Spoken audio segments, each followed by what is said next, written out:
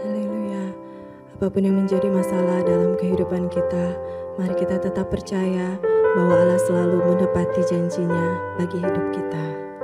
Haleluya.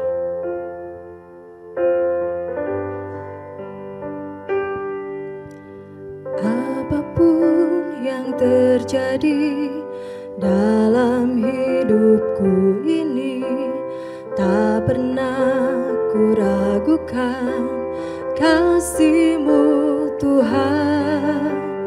Lewat gunung yang tinggi, dalam lembah yang curam, tak pernah ku ragukan janji-Mu Tuhan.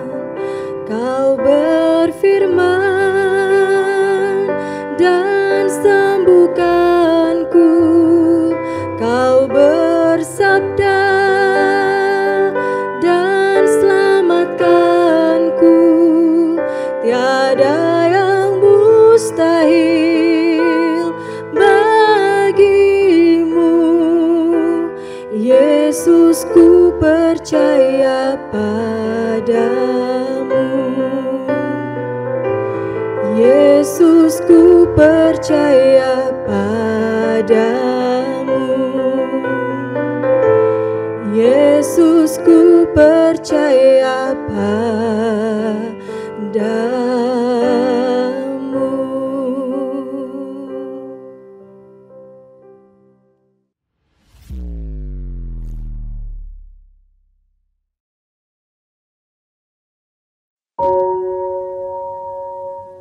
Shalom, puji nama Tuhan. Ketemu lagi kita dengan sermon kali ini. Sebelum kita merenungkan kebenaran firman Tuhan, kita berdoa. Bapa dalam sorga, kami bersyukur anugerah belas kasihan Tuhan selalu nyata dalam hidup kami. Kami boleh melihat pertolongan penyertaan Tuhan dalam setiap langkah hidup kami. Kami mengucap syukur Tuhan. Terima kasih. Saat ini kami akan belajar untuk merenungkan kebenaran firman-Mu.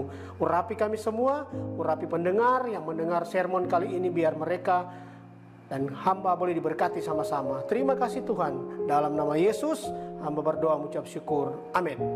Saudara yang dikasihi Tuhan, sermon kita kali ini berbicara tentang cara mengikut Yesus. Saudara, banyak orang kenal Yesus. Banyak orang tahu siapa Yesus. Banyak orang tahu, oh Yesus itu Tuhannya orang Kristen. Bahkan orang-orang yang sudah tahu siapa Yesus, banyak yang tidak percaya bahwa Dia adalah Allah, bahwa Dia adalah Tuhan, Dia adalah Allah yang telah menjadi manusia. Tetapi saudara yang dikasihi Tuhan, sebagai orang percaya yang mengenal Yesus secara pribadi, bahkan menerima Dia sebagai Tuhan dan Juru Selamat dalam kehidupan kita, sebagai orang percaya kepada Kristus, pengikut Kristus, kita harus tahu saudara yang dikasihi Tuhan, cara mengikut Yesus itu seperti apa. Lukas 9 ayat 23. Setiap orang yang mau mengikut aku, ia harus menyangkal dirinya, memikul salibnya setiap hari dan mengikut aku. Saudara yang dikasihi Tuhan, mengikut Yesus bukan hanya sekedar orang-orang yang tahu atau mengenal Dia, tetapi mengalami bagaimana pertolongan Tuhan, bagaimana Yesus bekerja dalam hidupnya sebagai orang yang percaya kepada Tuhan. Melalui ayat ini saudara, bagaimana caranya mengikuti Yesus dan apa artinya pikul salib bagi orang percaya. Ada dua hal yang ingin saya bagikan bagi kita pada saat ini. Yang pertama, berdasarkan Lukas 9 ayat 23 ini, setiap orang yang mau mengikut aku atau mengikut Yesus, ia harus menyangkal dirinya, memikul salibnya setiap hari dan mengikut aku. Hal yang pertama, saudara, dari firman Tuhan ini, cara mengikut Yesus adalah yang pertama, menyangkal diri.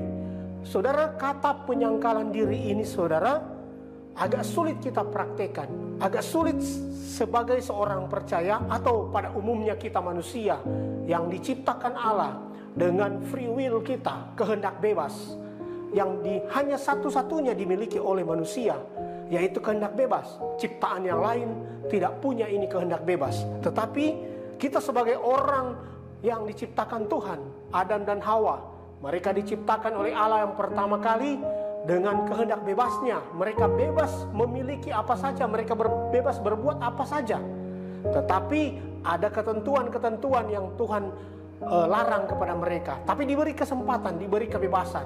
Akhirnya ketika Adam dan Hawa jatuh dalam dosa, karena kehendak bebas itu, Yesus datang ke dunia untuk menyelamatkan orang percaya. Dia datang sebagai manusia, Tuhan yang jadi manusia menyelamatkan kita. Nah, kita yang mengikut Yesus, percaya kepada Yesus, poin yang pertama, kita harus menyangkal diri. Menyangkal diri artinya mengatakan tidak kepada kehendak kita. Jadi kehendak bebas kita dibatasi atau dikurung atau diproteksi dengan kehendak Tuhan. Jadi kita mentaati firman Tuhan adalah wujud dari penyangkalan diri. Saudara yang dikasih Tuhan, mari kita belajar ini saudara, masalah menyangkal diri. Itu menyangkal diri itu lebih cenderungnya kepada kehendak kita, menanggalkan kehendak kita, mengenyampingkan kehendak kita yang mungkin enak secara daging, tetapi karena kita orang percaya kepada Kristus, kita harus menyangkal diri sehingga kita boleh melakukan firman Tuhan. Berpadan kehendak kita dengan kehendak Tuhan. Jadi perpaduan kehendak kita dengan kehendak Tuhan, kapan atau bila mana kita meletakkan penyangkalan diri itu? Bila mana kita menyangkal diri pada hal-hal apa atau perbuatan-perbuatan apa, keadaan-keadaan apa, kita harus menyangkal diri. Nah, ini ada 4 hal yang sering berhadapan dalam pengiringan kita kepada Tuhan. Ada 4 hal yang harus kita ketahui sesuai dengan kehendak yang tadi saya sampaikan, kehendak bebas kita. 4 hal ini kita harus tahu saudara. Yang pertama berbicara tentang kehendak Tuhan, ada juga kehendak manusia. Tuhan punya kehendak, Yesus punya kehendak, kita juga punya kehendak, kita juga punya kemauan sendiri. Nah, yang pertama yang harus kita perhatikan saudara, dalam kita menyangkal diri, yang pertama saudara, perintah-perintah Tuhan otomatis kita harus kerjakan, kita harus lakukan. Larangan-larangan Tuhan kita juga harus taati.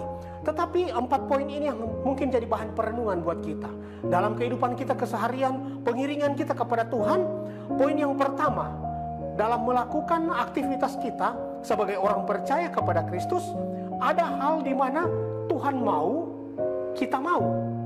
Jadi kehendak Tuhan dengan kehendak kita berpadanan, berpapasan. Jadi kita mau, Tuhan mau. Kehendak kita selaras dengan kehendak Tuhan. Berarti itu no problem, tidak ada masalah. Contoh di Matius 17 ayat 27, ketika Petrus disuruh pancing ikan dan ambil uang 4 dirham di mulut ikan itu. Saudara, kita tahu bersama bahwa kisah ini Tuhan Yesus memerintahkan Petrus untuk pergi pancing ikan dan ambil uang di dalam mulut ikan itu. Nah, saudara yang dikasih Tuhan, kehendak Tuhan ketika dinyatakan kepada Petrus untuk pergi memancing, Petrus otomatis suka, otomatis senang. Karena apa? Kehendak Tuhan berpapasan dengan kehendak Petrus. Kehendak Yesus berpapasan dengan kehendak Petrus. Apa itu kehendak Petrus? Apa itu kemauan Petrus? Petrus orangnya latar belakang suka memancing. Petrus latar belakang suka melaut begitu. Jadi kehendak Petrus dengan kehendak Tuhan berpadanan. Jadi Tuhan mau, Petrus juga mau.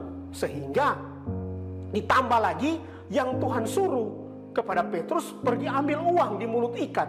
Jadi pas-pas saudara, dalam kehidupan kita sebagai orang percaya, Tuhan perintahkan untuk mengambil berkat, ya kita tanpa pikir panjang, tanpa ragu-ragu, kita langsung melangkah, kita langsung oke, deal, kita langsung kerjakan apa maunya Tuhan. Karena Tuhan mau, kita juga mau. Di konteks ini tidak ada masalah, no problem dengan penyangkalan diri. Poin yang kedua, ada Tuhan tidak mau, kita juga tidak mau. Jadi tadi Tuhan mau, kita juga mau. Oke, jalan, tak masalah. Tapi yang kedua ini, Tuhan tidak mau, kita juga tidak mau. Berpapasan, berpadanan. Jadi tidak masalah, no problem. Tuhan tidak suka kita membunuh, kita juga sebagai orang percaya yang sudah mengasihi Tuhan, kita tidak suka membunuh, kita tidak suka mencuri, atau kita tidak suka berbohong. Itu juga berpadanan dengan Tuhan. Jadi kehendak itu kehendak Tuhan. Tuhan tidak mau, kita juga tidak mau. Itu poin yang kedua. Poin yang pertama, Tuhan mau, kita mau. Poin yang kedua, hal yang kedua, Tuhan tidak mau, kita juga tidak mau, tidak ada masalah. Yang ketiga, Tuhan tidak mau, kita mau. Apa maksudnya saudara? Kehendak Tuhan tidak mau kehendak itu. Perbuatan itu Tuhan tidak mau. Tetapi kita suka, kita mau saudara. Contoh, Tuhan bilang jangan kita golojo makan. Jangan kita, Alkitab bilang taruhlah pisau di lehermu jika besar nafsu makanmu. Dengan kata lain, Tuhan tidak suka kita rakus, makan berlebihan. Tapi realitanya kita sebagai orang percaya, kebanyakan kalau sudah apalagi posisi lapar, diundang pesta makan makanan yang enak. Nah, ini yang sulit saudara. Kita mau, Tuhan tidak mau. Apalagi saudara, Tuhan tidak mau, kita mau. Suka pamer, atau bahasa keren sekarang, suka flexing saudara, suka pamer kekayaan, pamer ini, pamer itu. Nah, itu Tuhan tidak mau, tapi kita mau. Nah, Tuhan juga tidak mau kita mengingini orang punya, mengingini apapun orang punya, mobil kah, harta benda. Tuhan tidak mau, tapi kita terkadang mau. Atau apalagi Tuhan tidak mau kita terlibat dalam penyembahan berhala. Tetapi terkadang dalam situasi-situasi tertentu kita kompromi saudara, sehingga kita terlibat dalam penyembahan berhala. Demikian itu saudara. Poin yang 3, Tuhan tidak mau, kita mau. Nah, saudara yang dikasih Tuhan, poin yang pertama tadi yang perlu kita ingat berbicara dengan perpadanan kehendak kita dengan kehendak Tuhan. Pertama, Tuhan mau, kita mau. Kedua, Tuhan tidak mau, kita juga tidak mau. Yang ketiga, Tuhan tidak mau, kita mau. Nah, ini yang keempat saudara. Tuhan mau, kita tidak mau. Tuhan suka, kita tidak suka. Tuhan suruh kita kerjakan, kita tidak mau kerjakan. Nah, contoh saudara, memberitakan Injil. Terkadang Tuhan bilang, pergilah beritakanlah Injil. Nah, ketika saudara percaya mengerti kebenaran firman Tuhan, saudara sudah diampuni, saudara sudah disucikan, dikuduskan. Tuhan bilang, beritakanlah Injil.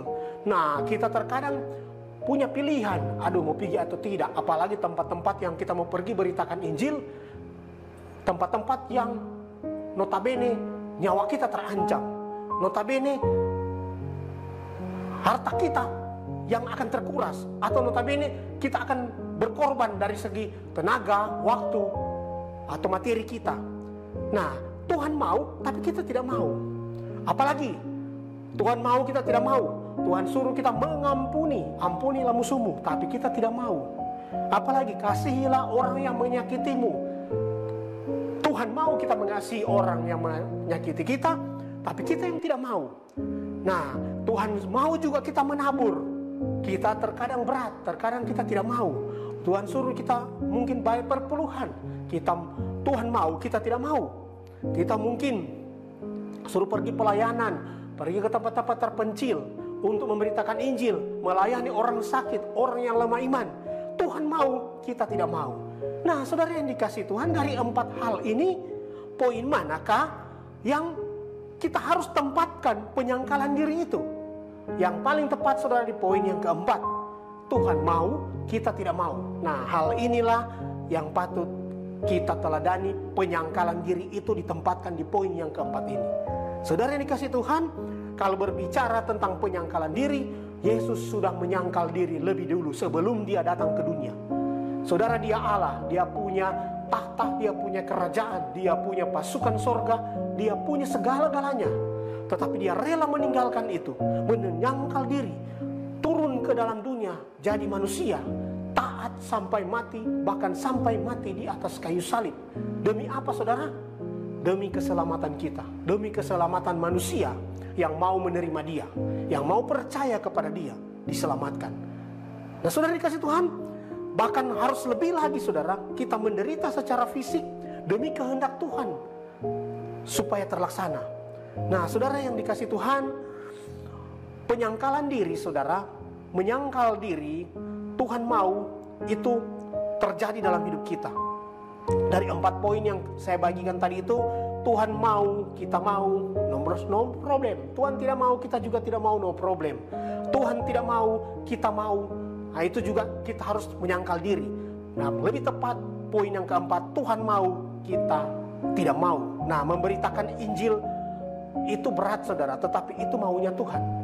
Nah, kita harus tempatkanlah penyangkalan diri ini. Itu poin yang pertama saudara, kita harus menyangkal diri dalam pengenalan kita kepada Kristus. Karena ketika kita percaya menerima Dia sebagai Tuhan dan Juru Selamat, perlu saudara ketahui, yang diselamatkan adalah roh kita. Tetapi tubuh nanti ketika Yesus datang kedua kali atau kita mati, kita meninggal. Tapi jiwa ini melalui proses, melalui perubahan saudara dalam kehidupan keseharian, dalam pembentukan karakter. Tubuh, kehendak, perasaan saudara. Yang kedua saudara, dalam cara mengikuti Yesus tadi, menyangkal diri. Kedua, pikul salib. Nah, salib di sini bukan berbicara tentang salib Kristus, tetapi salib masing-masing orang Kristen. Salib Yesus adalah satu kali untuk selama-lamanya, tetapi salib kita dipikul setiap hari.